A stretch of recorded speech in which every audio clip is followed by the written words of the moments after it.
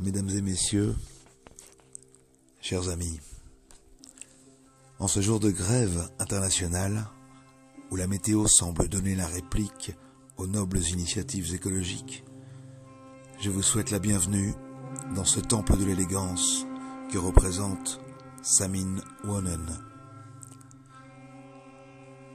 C'est une joie particulière de constater que la curiosité pour certains, l'amour de l'art pour d'autres, et un mélange des deux sans doute, pour la majorité d'entre vous, peuvent être plus forts que la pluie, le vent et même la grève.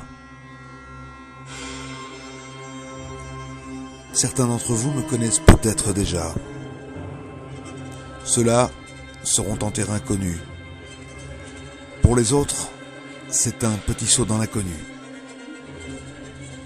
Sans remonter trop loin dans le temps, et pour éviter un discours trop long, je me limiterai à vous parler de la gamme Black Blue Brew. Il s'agit d'une gamme picturale, celle d'un univers que je développe depuis 3 ans environ. Il s'agit en fait d'une extension de la ligne pure du noir absolu. Mes recherches partent de là, et inéluctablement, elles y reviennent. En 2004, au terme de 4 ans de recherche en ce sens, j'ai mis au point une technique de lac qui n'a rien à voir avec la laque de Chine. Le Graal, l'idéal en la matière, fut pour moi celle d'un piano de concert Steinway, pleine queue, l'absolu en termes pictural, la matière de tous les superlatifs. On ne peut plus noir, on ne peut plus doux, on ne peut plus brillant, on ne peut plus profond. Si on n'y prend pas garde, on pourrait bien s'y noyer.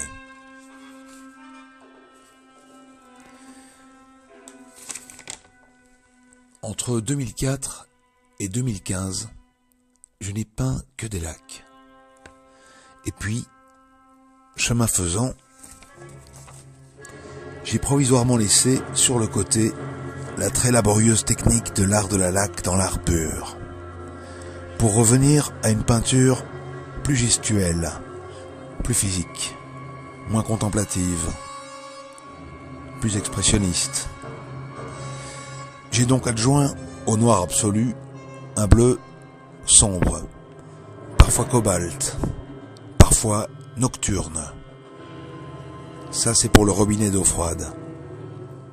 Pour le chaud, j'ai opté pour le brou de noix, ce merveilleux pigment que l'on trouve entre la bogue de la noix et le cerneau. Voilà ma palette dans sa pleine ouverture. Je ne travaille jamais avec d'autres pigments. Les œuvres réunies ici, chez Samin Wonen, vous donneront donc une vision assez précise de ce qu'ont été pour moi ces 3 dernières années. L'huile, l'acrylique, le brou de noix et moi. Voilà donc les 3 mousquetaires de l'atelier d'aujourd'hui. Comme avec les lacs, c'est en fait la lumière que je cherche à représenter. On ne peut pas la peindre au sens propre, mais par le vecteur diaphane de la transparence, on peut la faire apparaître. Si la base est blanche,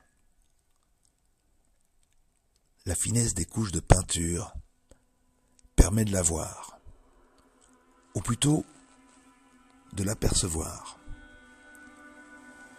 Tout est question de matière picturale, tout est question de transparence. La lumière révèle tout. Sans lumière, pas de peinture. Pour terminer cette petite introduction, je voudrais vous lire quelques lignes que j'avais rédigées lors de ma première exposition personnelle. C'était en 1900, 97. Je parlais des 3 composantes de la matière et 3 composantes du tableau. Les 3 composantes plus une. La 4e composante, et elle est bien réelle, c'est même elle qui détermine à elle seule si le tableau est réussi ou pas. Et c'est ce que j'appelle le contenu spirituel vibratoire. Contenu est à interpréter au sens de substance. Spirituel, car c'est une composante qui échappe à toute représentation physique, son rôle étant d'habiter l'espace visuel déterminé par les 3 premières composantes du tableau. Vibratoire, parce que si cette composante se présente, c'est elle qui véhiculera vers le spectateur l'émotion qu'il est venu chercher. C'est donc, tout en étant la plus abstraite des 4 composantes, celle qui est indispensable à la véritable existence du tableau. Partant de 3 éléments, plus 1, je devrais peut-être plus clairement les situer au sein des dimensions conventionnelles. La peinture se déploie sur la toile dans un monde bidimensionnel. Hauteur, largeur, sans ébaucher la profondeur de champ qui ne fait pas partie du tableau. En fait, les 3 dimensions de mes peintures peuvent être appelées hauteur, largeur, contenu. Une peinture dénuée de toute illusion, pour employer un terme cher aux cubistes. C'est comme ça qu'il parlait de la peinture figurative et de l'utilisation des clairs-obscurs telle qu'elle était représentée depuis la Renaissance.